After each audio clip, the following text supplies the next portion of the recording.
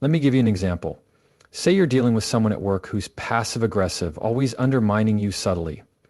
Now, sure, you can stew over it. You can replay every comment in your mind. You can wait for them to change or for someone else to notice and fix it. Or you can decide how you want to handle it. You can document, address it directly, adjust your boundaries, protect your peace. That's what focusing on what you can control looks like in real time. It's active, it's deliberate, it's grounded in your power, not theirs. And here's the thing, when you start living this way, people notice. Not because you're controlling others, but because you're in control of yourself. You become the calmest person in the room. You stop reacting to every wave because you're anchored. People feel that. It's magnetic because it's rare. Now, does that mean you'll never be thrown off? No. You're human. Things will still catch you off guard. But emotional discipline, what we just talked about, paired with focused control, what we're talking about now, is how you return to center, faster, stronger, clearer. You'll still feel the weather, but it won't decide your direction. And that's the whole point. Control isn't about creating a life free of problems. It's about building a mindset that can handle problems. It's about trusting yourself, not because you think nothing will go wrong, but because you know who you'll be when it does. So the next time you feel that pull to overthink, to obsess, to fix everything and everyone, pause. Ask yourself, is this mine to control? If it is, act with clarity. If it's not, let it go without guilt. Let me tell you something most people get completely wrong. Silence is not weakness. We live in a world that rewards noise. We are constantly told to speak up, clap back, have the last word. We equate silence with submission, with passivity, with losing. But let's flip that idea on its head. Because the truth is, silence, when chosen deliberately, is one of the most powerful tools you'll ever learn to use. See, silence isn't about saying nothing. It's about saying something later, something smarter, or sometimes saying nothing ever, because not everything deserves your voice. There's a difference between silence out of fear and silence out of strategy. The first is avoidance, the second is strength. Think about the last time someone pushed your buttons, whether online, in a meeting, or at the dinner table. You felt that urge rise up, didn't you? That tightening in the chest, the instant mental draft of a comeback. You wanted to defend, explain, correct. That's the ego flaring. It wants to prove something. But silence? Silence says, I don't owe you my energy just because you're demanding it. That is power. Let's go deeper. Psychologically reactive communication is driven by the limbic system, the emotional center of the brain. It wants resolution right now. It wants relief. But that kind of instant reaction usually leads to regret. Silence, on the other hand, engages the executive functions of the prefrontal cortex. That's where emotional regulation lives. That's where long-term strategy is born. When you choose silence in a moment of emotional intensity, you're doing something rare. You're overriding the need for validation in the moment in favor of stability in the long run. You're saying, I am not controlled by you. I'm in control of me. There's a quote I think about often. Don't raise your voice, improve your argument. And sometimes improving your argument means not making one at all, especially when the conversation isn't about truth but ego. You've seen this, two people arguing, not to understand but to win, to be louder, sharper, more seen. But what if the win is not engaging at all? There's a certain calm that comes from knowing who you are, from not needing to prove it at every turn. And that calm is intimidating. Silence makes people uncomfortable because it forces them to sit with themselves. And if they were looking to provoke you, your stillness disarms them. It takes away the one thing they were hoping to control, your reaction.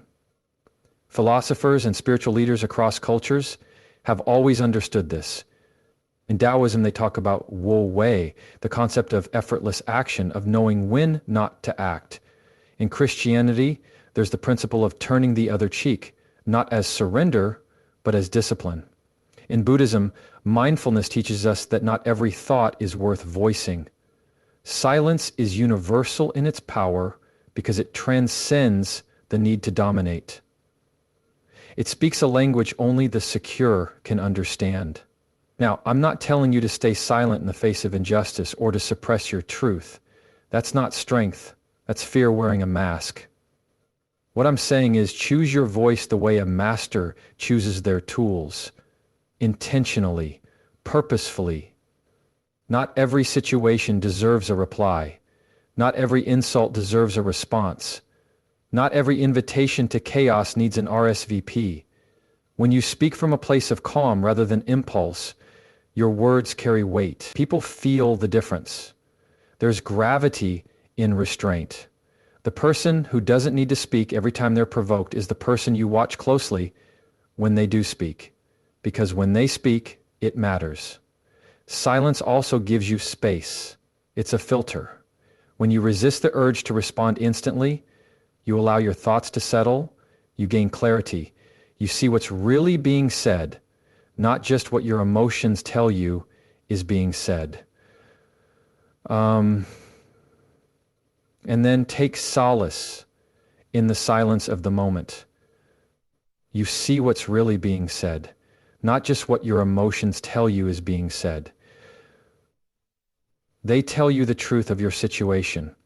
You see what's really being said. That moment of stillness becomes your edge.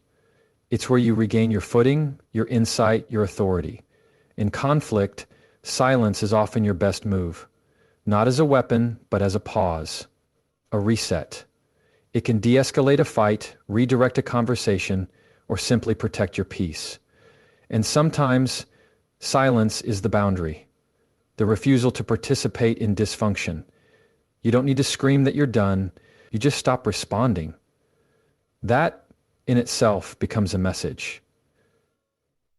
And yes, silence requires confidence.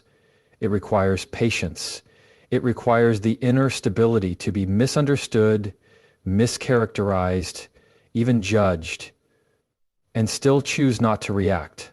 That's hard.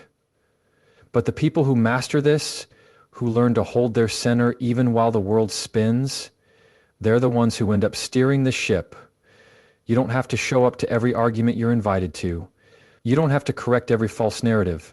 You don't have to react just because someone else wants a show. Your peace is not public property. And when you understand that, you stop performing and start leading. Silence is not retreat. It is presence. It's the conscious decision to protect your energy, to own your power, to respond with intention instead of noise. So the next time someone comes at you sideways or life throws chaos your way, try this. Say nothing just for a moment. Sit with the discomfort. Breathe. Observe. Let the need to prove something pass.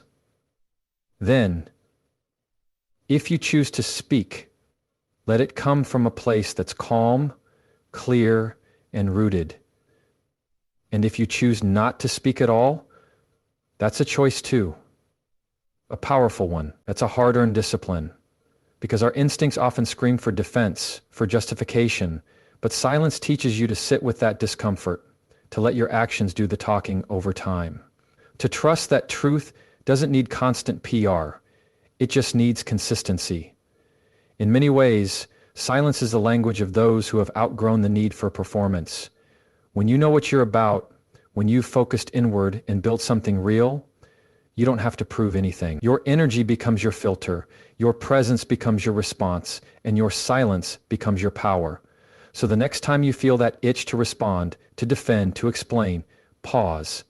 Ask yourself, is this coming from strength or from insecurity? Am I trying to communicate or am I just trying to be heard? And if it's the latter, maybe silence is the better choice, because the loudest person in the room is rarely the most grounded. And the strongest person doesn't always raise their voice. Sometimes they just raise their standards and let their silence fill the rest. We live in a culture obsessed with the announcement. Everyone's broadcasting what they're about to do, what they're working on, what they're thinking about working on. There's this impulse to make sure everyone knows you're growing, planning, improving. But here's the thing, when your energy shifts from actually doing the work to constantly declaring it, you're already off course. True progress doesn't need a spotlight, it creates its own. And when you're truly focused, when you're quiet, intentional, grounded, the results become impossible to ignore. You don't have to convince anyone, you just have to continue. That's the difference between movement and momentum. There's a subtle trap in this need to narrate every step. Psychologically, it gives us a premature sense of accomplishment. You talk about what you plan to do, and your brain gets a small dopamine hit, as if you've already done it. And so, ironically, the more you speak about your goals, the less urgency you may feel to actually reach them. Silence, in contrast, keeps you close to the work. It removes the illusion and leaves you with the reality. Let your progress speak. That phrase isn't just about optics, it's about integrity. It means aligning your actions with your values so consistently that you don't have to explain who you are. People can feel it. They may not know what you're doing, but they'll notice you've changed. Your energy sharpens, your discipline tightens, your presence quiets but deepens. That's not coincidence, that's evolution. And evolution doesn't announce itself. It happens in the background, slowly, deliberately, almost imperceptibly, until one day the results are undeniable. The same way you don't hear a tree grow, you don't need to hear a person evolve, but you will see it. The habits shift, the choices change, the boundaries strengthen. You can't fake that, and you don't need to talk about it for it to be real. That's where real respect is built, not in the promises, but in the patterns. People eventually stop listening to what you say and start watching how you move. That's human nature. You can say all the right things, read all the right books, quote all the right philosophies, but if your actions don't reflect it, none of it sticks. But when your behavior is aligned, when your energy is consistent, you don't need a script, you just live it. Now, this doesn't mean you can't ever share your progress or celebrate wins. That's human. That's healthy. But the motive matters. If you're sharing from a place of fulfillment, it feels different than if you're sharing from a place of needing validation. One is rooted, the other is restless. And the people who get it, the ones who are doing the deep internal work, they can tell the difference. Because they're doing it too. They're not distracted by noise. They're not looking for the loudest person in the room. They're tuned into energy, consistency, presence. That's what speaks to them. That's what speaks to you when you're focused. Progress, real progress, is often unglamorous. It's early mornings, quiet evenings, saying no when it would be easier to say yes. It's doing the small things over and over again when no one's watching. And that's the piece most people skip. They want the applause before the process. But the ones who stay committed when it's inconvenient, those are the ones who rise. And the beauty of letting your progress speak is that it builds a confidence you don't have to perform. You're not faking it till you make it.